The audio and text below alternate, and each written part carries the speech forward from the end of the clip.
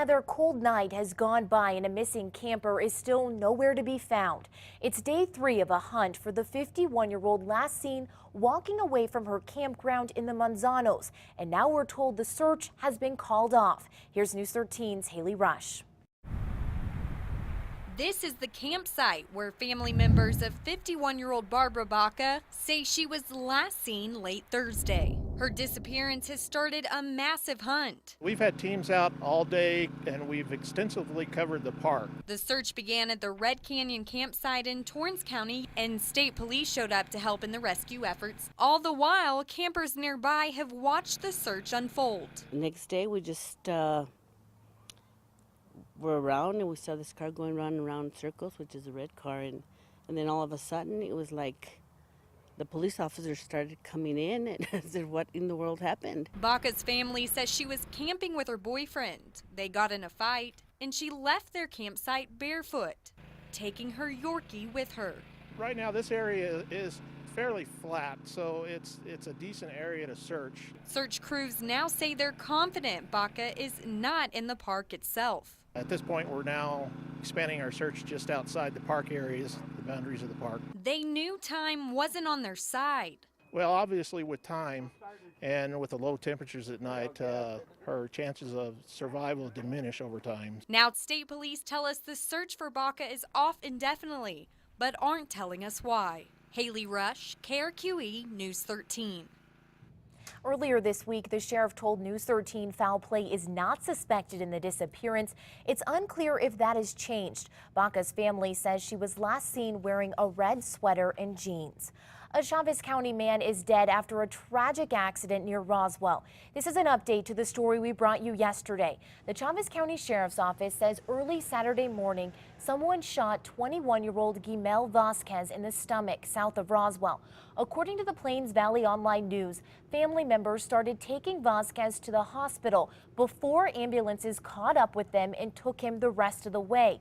But Vasquez died at the hospital. The DA will decide if charges will be filed against the shooter. An Albuquerque man at the center of a SWAT standoff is going to have to hand over some serious cash if he wants to get out of jail.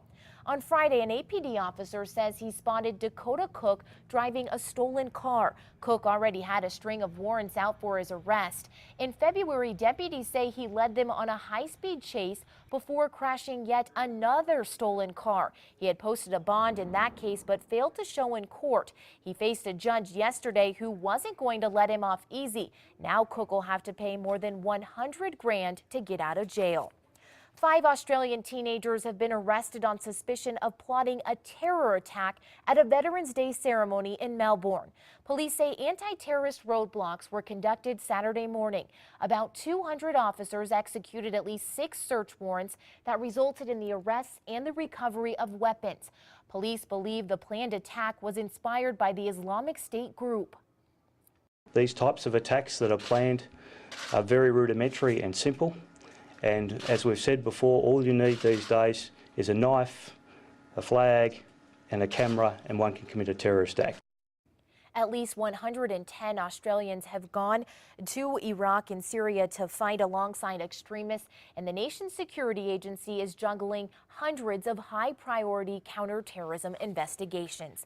Veterinarians say there's no cure for the canine influenza virus known as H3N8. They say it was originally a horse flu, but is now spreading among dogs. And right now there's no vaccine to guard against it. Cough, fever, and sluggishness are the first symptoms of the dangerous strain. The best we can do is support the animal. We can support using fluids, using something called coupage, expectorants to try to loosen up the phlegm that's developing in the lungs. The flu strain isn't a threat to humans, but if your hands or clothes come in contact with a sick dog, you can transmit it to other dogs. New FDA regulations could change the way you enjoy a glass of wine and help you keep an eye on your waistline. The new federal guidelines will give you a chance to not only see the price of wine at a restaurant, but also see the calorie count. It won't be just limited to wine in restaurants. Bars will have to post info about the calories in their heavier drinks as well. The regulations are part of the Affordable Care Act and a push for Americans to make healthier choices. We serve a lot of Pinot Noir, a lot of Malbec, a lot of Zinfandel. I think that it could actually be like a buzzkill. It can suck the fun out of it a little bit, but it's it's about being healthy, and that's what's important. If people are looking for calorie count and they want to know what they're consuming, then it should be something they should know about. The new FDA regulations are expected to take effect on December 1st. Well, police are investigating a driver who rammed into a house late last night. These are pictures of the aftermath. You can see a gaping hole in the side of the home on Krista Drive Northeast. APD says it all happened just before 10 last night. No one was hurt, but police say they are investigating the driver for possibly being drunk behind the wheel. No names have been released. We'll continue to update this story as the information becomes available.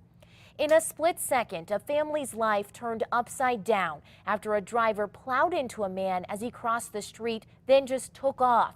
The man hit is now fighting for his life. News 13's Gabrielle Burkhardt spoke with the victim's family. My biggest fear is losing my brother and not finding out who hit him. Jennifer Demarius's brother, 26-year-old Christopher Chief, is in critical condition. Police say he was hit by a possible drunk driver as he was crossing the street near Zuni in Tennessee with his girlfriend Rachel Clade. The driver took off. But it was going so fast. I was just right there, and if I was maybe a little bit closer, it probably would have hit me too. Clade says they were a couple blocks from home. She was holding Christopher's hand when she says the SUV plowed into him.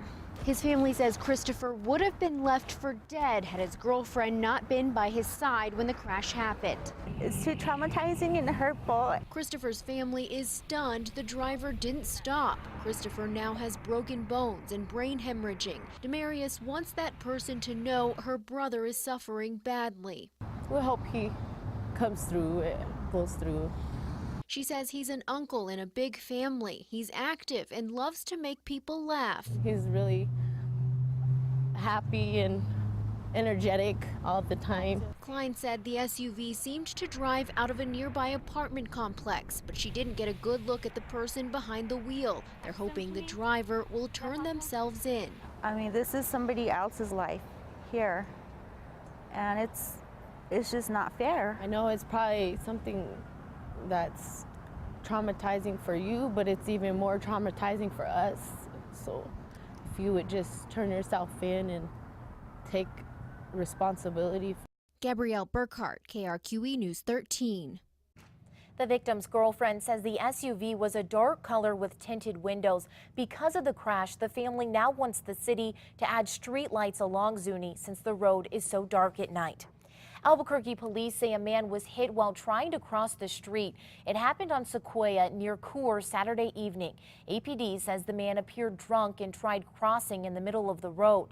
The driver swerved but still struck him. He was taken to the hospital and is expected to be okay. State police have identified 2 charred bodies found in a burned car in the Santa Fe National Forest. Officials say they belong to 22-year-old Eric Salazar and 53-year-old Renzo Comanche. The 2 were found a week ago in Rio Arriba County. According to investigators, the 2 were related and both from a nearby area. The deaths are considered suspicious. A man who fatally shot a 28-year-old woman on the Navajo Nation is facing a long time in federal prison. 26-year-old Patrick Bernally pled guilty to second-degree murder charges on Friday. Back in 2013, Bernally and 4 other people were using meth with 28-year-old Gabrielle Joe. Court documents say Joe was kidnapped and killed so she wouldn't bring a rival drug dealer around. Her remains were found last December. Prosecutors say under the terms of his plea agreement, Bernally will serve between 18 to 20 years behind bars. Deputies arrested a man they say was carrying around way too many driver's licenses. According to a criminal complaint, a Bernalillo County deputy pulled over Mark Schmallen in a stolen car. Police found a baggie of meth and 28 forged licenses with his picture and another woman's on them. According to a woman in the car, the plan was for her to cash checks for him using the fake licenses. Schmallen was arrested for more than 30 charges. In court yesterday, Schmallen wanted mercy from the judge. Would it help your Honor by reviewing my history of my ties to this community? What I'm really more concerned about is your criminal history as well as the nature of the charges and the sheer number of the counts in this complaint. Schmallen is still behind bars at last check. A middle school teacher in New York is recovering from a beating. Police on Long Island say a student's mother attacked the teacher inside her classroom on Wednesday. It all happened after the mother claimed the teacher roughed up her 12-year-old. Police say during the assault, the woman's 14-year-old niece jumped in and also punched the teacher in the head. The union says there's no evidence the child who was misbehaving in a hallway was ever touched. Yesterday we saw what we never want to see anywhere in any school. We come here to teach, we come here to do our job, we do not come here to get hurt. Police say the attack was caught on videotape. It's evidence in what is now a criminal case. A Tennessee teenager is facing serious charges after police say he threatened 10 schools in 4 states. The teen is suspected of sending threatening emails and phone calls to schools in Tennessee, Massachusetts, Pennsylvania, and Virginia. Officials dismissed classes early on Thursday at one of the schools. The U.S. District Attorney in Tennessee has filed federal charges against the student since his threats crossed state lines. The more and more young people understand that you can't get away with this, and at some point you're going to have to pay the price. Police would not identify the teen. They have only said that he is a Nashville alternative school student. A missing Indiana mom's newborn has been found alive and well, but police say the same can't be said for the mom herself. Police say Samantha Fleming had been missing more than a week. When they found Fleming, her body was not only stabbed several times, but the 23-year-old mother was also doused in bleach, wrapped in plastic, then stuffed in a clothes hamper. Investigators believe the woman that owns the home is a key suspect. They say she lured Fleming to the house, claiming to be from Child Protective Services. They believe she wanted to keep the baby and pass it off as her own. Officials say lightning may have been behind an explosion and fire at an oil tank facility in Texas. It happened Friday about 60 miles southeast of San Antonio in Karnes City. The local sheriff's office says they heard the explosion right around the time a line of thunderstorms came into the area. Crews were called in as huge flames and plumes of black smoke shot into the air. Firefighters decided to let the tanks burn themselves out. No injuries were reported. Well, new controversy